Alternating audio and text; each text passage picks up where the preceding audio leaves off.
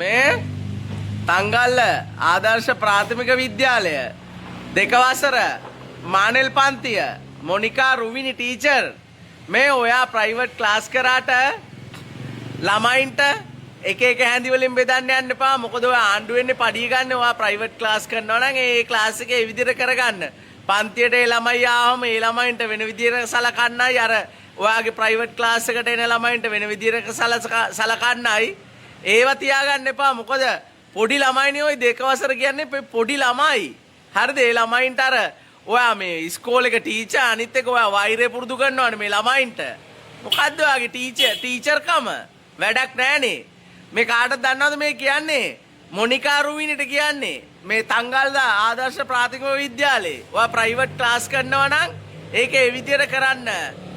ළමයින්ට එක එක හැඳි වලින් බෙදන්න යන්න එපා. ඔයාගේ ක්ලාස් එකට එන ළමයින්ට හොඳට සලකන්නයි. ඔයාගේ ක්ලාස් එකට එන්නේ නැති ළමයින්ට වෙන විදිහකට සලකන්නයි. ඒව කරන්න එපා. හරිද? ඔන්න අපි බලාගෙන ඉන්නේ ඔය ආදියා.